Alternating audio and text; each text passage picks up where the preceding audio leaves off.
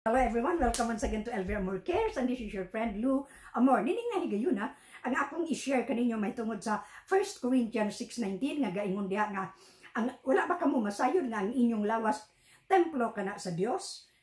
Oh, akong punan dili na to himuong basurahan, no? So, our body is the temple of God. So, maluoy ta atong ampingan, atong himuong limpyo tungod kay anaa diha ang atong Dios nagpuyo, ang Holy Spirit, ang iyang espiritu nagpuyo diha diri kanato, no? Once mudawat ta ni Jesus Christ nga Lord and Savior, mudawat kita sa iyang death, burial and resurrection sa kinasingkasing gayon, automatic the Holy Spirit will come within us, no? And He lives in us. So ang Holy God naa kanato ato maning papuyon balay nga hugaw. Una, atong pangutanon atong kagalingon, unsa man ang basurahan? Ang basurahan naa diha ang tanang hugaw. Naa diha ang tanan nga dili na gani magamit, naa na mga okay lang to mga biodegradable ka medyo ma-recycle pa, no? Pero naa diha sa basurahan gid tanan. Naa diha ang mga napkins, naa diha ang mga diapers, naa diha ang gihanok tanan nga mga mahugaw, no? Inguna na pud ang atong lawas. Sa unsa nga paagi nga atong gihimong basurahan ang atong lawas? Ang una anak na atong lifestyle. Nga bisag unsa atong kanuno mga junk food, mga chichirya, na daghan diha no nga sodium nitrate pay imo nga pertigyong taasa, no? Ang una diha madaot gayod ang atong lawas. Ug magsige kitag kaon ni ana regularly, ang atong kidney madaot. Ang atong liver madaot, no? Sa hinay-hinay natong kaon ni anak. Plus dili pa mo inom og tubig kay adto ra sa mga carbonated drinks kay walay lami ang tubig. Nindot gyud ding carbonated drinks kay unsa ni manuhot-suhot kuno sa tutunlan labi nagbugnaw kaayo. Oh, so ay na no. Dili kana siya nutritious gyud. So ang atong lawas ato lamang gihimong basurahan sa mga toxic, mga toxins, no? Mga toxic nga mga pagkaon which is not good, which is not a healthy sign kung kita mo ingon nga kita Kristohanon, kita nagsunod kang Kristo. Tungod kay ngano man, dapat kung usa ka Kristohanon ang atong kanon nutritious food, no? Katong makaayo sa atong physical nga panglawas, makahimo natong himsog, mahimong healthy ang atong immune system, o manindot ang atong kutis. Dili na mga artificially added aron manindot atong kutis, kundi inside out, no? So ang pagkaon sa mga nutritious food makaayo-kaayo kana. Na unsaon man ana niya pag-work kun ang atong kanunay gikaon mga junk food.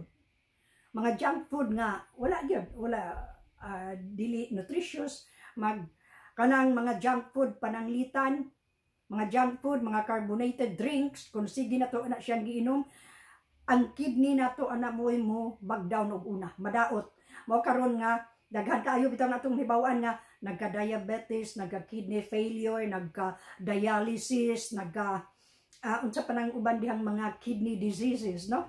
So mao kana tungod kay puro junk food ang atong gisulod sa atong kaugalingon. Og tagaan kitag utan, mingunig luod. Puyan og sawa kanang atong tiyan. O mo man rason dayon sa mga pilosopo, dili ko makaugutan kay puyan unyag sawa ang akong tiyang, which is a very hinangal nga rason, no? So ingon ana, no, ang gikinahanglan sa atong lawas gayud unta mga nutritious nga pagkaon. Plenty of water, no? Aron mo nourish, aron mo hydrate sa atong ato ang kidney. Kay nga atong kidney gakinahanglan gayud ni ana. Dili na mga carbonated drinks, mga fruit juices nga artificially sweetened. Nga kanang sugar ana pila ka kilo nang gibutang diha aron matamis gyud, no? So mao man kuno na gipangita sa atong dila apan ang atong i-consider ang ato yung lawas, ang atong well-being, makahatag banig maayo sa akong lawas, dili baka toxins ang akong gibutang sa akong lawas nga nahimong basurahan, no? Atong nauna-on nga ang atong lawas dili ato. Ang tag-iyan niini mao ang Holy Spirit nga naa diha nagpuyo uban kanato. So unsa pa may laing basurahan nga atong gibutang sa atong kaugalingon? Kanang polypharma. polypharma kana bitong daghan kita giinom nga mga tambal, mga synthetic nga tambal, kanang uban mga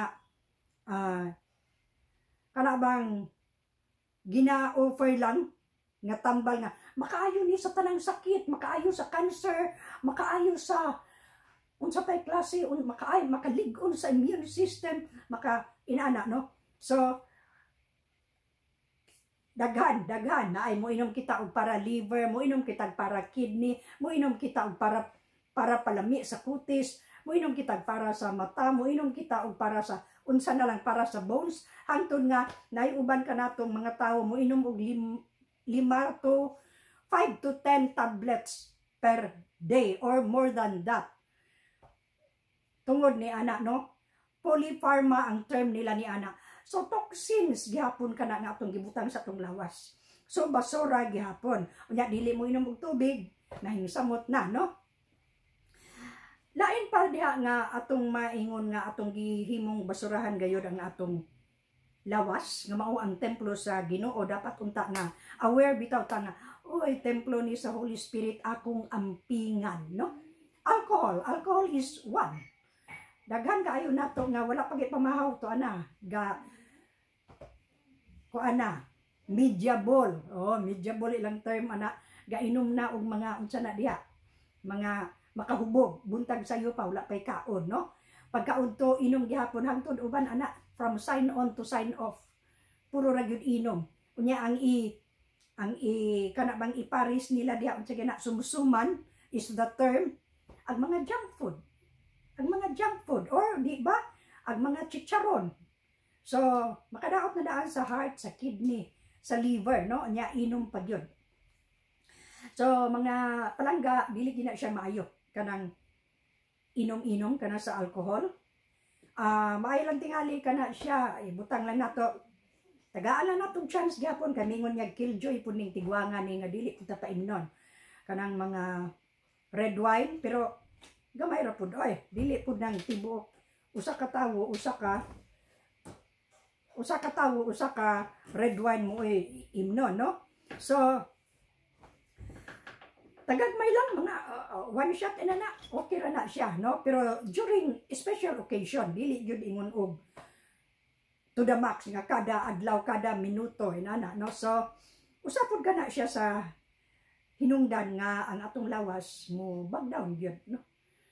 Uban matingala kita mingon og si so namatay, unsay namatyan, cancer sa liver. Nganong namatay man siya, nganong man cancer sa liver no. So wala lang punta ka hibalo di ay nga kanang liver daghan kay na siya og hinungdan nganong magdaot ang liver. Sobra sa fats, oils, dayon kanang carcinogen, kanang itong mga sunog na may mga tao nga hilig og pagong mga pait kanang yung pait. Doon na may kauban sa trabaho sa una nga tungod kay aduna siya kidney problem, so ga self medicate siya, siging inom anang pait kaayo nga sana panyawan yang gitinubig, ang resulta cirrhosis no, ang iyang liver mo inadaot. So dugangan pa sa inom, dugangan pa sa lain nga basura nga atong himuon sa atong lawas, smoking no, di gud may nang smoking.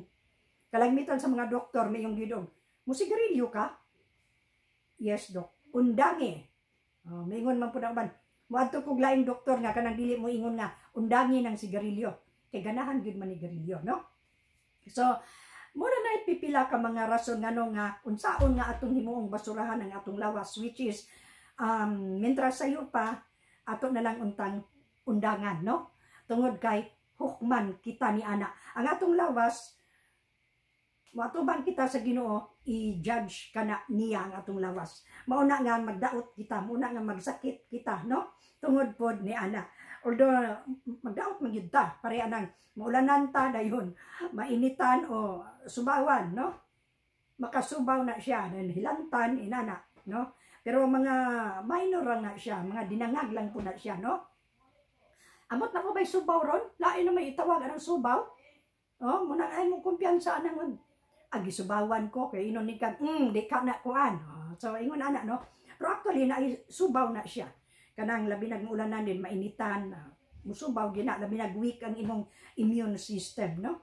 So imo na lang ang pipila ka mga hinungdan nga nganong mahimong basurahan ang atong lawas. Ang atong lawas templo sa Ginoo, sa atong ampingan, nutritious food, plenty of water, vegetables, fruits, natural, no? All natural, dili ng mga synthetic kanang mga ginama, no? So ingon ana nato pag amping ang atong lawas, dili nato himuong basurahan in tawon kay dili kini ato, yaa kini sa Dios, no? So o naay daghang mo kuan pa mo share pa ko dugang nining dili nato himuong basurahan ang atong lawas because this is the temple of God. 1 Corinthians 6:19, no? Dili nato himuong atong dili nato panamastamasan because dili kini ato yaa kini sa Dios. Salamat kayo sa inyong pagpaminaw. I hope everybody is happy and healthy. Please, if you like the content of this channel, this video, click the word subscribe and the bell button for further notification, no? Please remember this: man shall live by faith. So without faith, we can never please Him. So mo kana anya, if the going gets rough and tough, as usual, looking unto Jesus, the author and finisher of our faith. Hantod sa sunod, thank you very much mga subscribers, thank you very much. I hit the 1,000 subscribers threshold sa YouTube, no? Salamat jud kaayo. Salamat kaayo, hantod sa sunod. Bye-bye everyone.